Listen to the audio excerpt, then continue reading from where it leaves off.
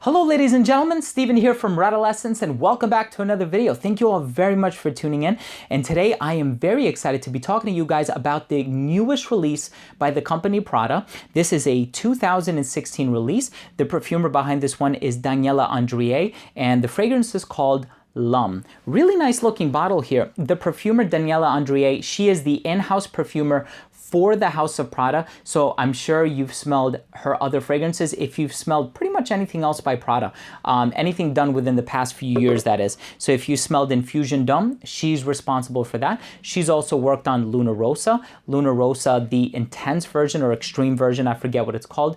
Also, she's worked on Infusion, all of the flankers, the Vetiver, the Iris, Diamande. Really great work. So I'm excited to tell you guys if I think this is just as good and if it falls in line with all of her other creations for the house. Lastly, I would classify this as a woody floral musk, and let's go ahead and kick things off by taking a look at the presentation. So let's start it off with the box. Here you have the name of the fragrance and the company in the front, L'Homme Prada. You have the size and concentration at the bottom. All of the information at the very bottom. The serial number is actually punched into the box right next to the UPC code. And then you have that sort of embossed, not embossed, but punched in insignia here on the back as well. Here's the bottle. Really nice looking bottle. It actually has this sort of leather looking wrap on the perimeter of the back. Really nicely done. Again, name of the fragrance on the front and the back of the bottle as well. Also, name of the company is engraved into the cap as well. And then you're going to find a sticker at the bottom with all of your information, which matches the ones found on the bottom of the box. Distribution on this one is great. Cap clicks into place, so you could pick this one up from the cap. And that's the presentation for L'Homme by Prada. When this fragrance opens up, you are going to get a little bit of like a citrusy freshness. And I know Neroli is listed as a note.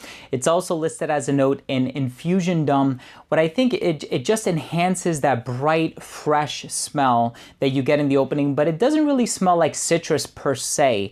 I know Neroli is usually evocative of fragrances like 4711. I don't really get any of that. What I get instead is a soapy quality. It kind of reminds me a little bit of like a dry leafy tobacco. The reason I say that is because it reminds me a lot of Versace's The Dreamer. Listen, I know people have made comparisons online. They've said that this fragrance smells to them like Dior Homme or Dior Homme Eau. I don't get that at all. I'm really sorry. I just think it might be a nod to that fragrance, but it doesn't even hold a candle to that fragrance. I personally think Dior Homme is in a league of its own. It's in a class of its own. This one, I think, was, to me at least, a little bit underwhelming. I think with this fragrance in particular, yes, it does smell fresh, it does smell clean, it gives you a lot of reasons to want to go out there and buy this. I think it will be conducive to getting compliments, but I was underwhelmed in the fact that it is very minimalist, it's very linear, it doesn't change, shift, or evolve on the skin. There really is no progression. I just think it's way too simplistic, and I think Prada or Daniela Andrié has done so many other better creations for the House of Prada. I actually paid over $100 for this. I went to Nordstrom and I picked this up, and I remember thinking to myself, maybe I should have bought like Valentino Uomo Intense or Spice Bomb Extreme or this other fragrance that I smelled there. It was called Profile. But I ended up picking this one up because I know you guys have been asking me about it and I wanted to bring you an honest review. What I can say is that I think Daniela Andrié has done so many great works for the House of Prada. She has done Infusion D'Homme, Infusion d'Iris, Infusion de Vetiver, Infusion Diamande, which I think is amazing. Amber Pour Homme Intense, Luna Rossa.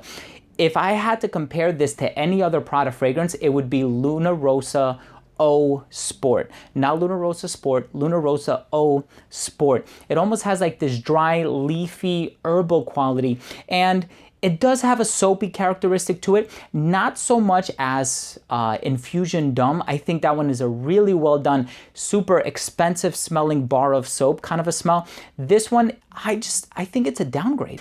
Listen, I think it's a nice scent. I think it's pleasant. My wife actually enjoys it. I don't. So I just wanted to give you guys an honest review. I hope you guys appreciate the review. I want to finish things off with my rating. First up, we have uniqueness and overall smell, and I don't think this is a unique scent. Is it different enough from other fragrances within the Prada line to warrant a purchase? Yes, I do think it is. Are there better iris-based fragrances within the Prada line more worth your money? Yeah, absolutely. I would purchase Infusion Dome over this one. I would even purchase Luna Rosa over this one. I think it's a beautiful bottle. It has a really nice design. Even the name is very simplistic and linear, minimalist, straight to the point. It conveys exactly what it needs to, and I think it's suited for the actual smell. But I just don't think it's anything special. It's certainly not unique. I'm sorry. Next up, we have Longevity. Longevity was about 5 to 6 hours. Again, it's nothing groundbreaking. It is an eau de toilette concentration, so it's not going to last that long on the skin. Projection was about a good hour, and then it sits very close to the skin. It actually didn't even radiate beyond an arm's length. I gotta be honest with you guys. I went to Nordstrom. I tried Spice Bomb Extreme here, Valentino Uomo Intense there, the new Cartier Lenvol on my right forearm, and then I tried this one here. Which one was the weakest one out of all 4 of those fragrances that I tried?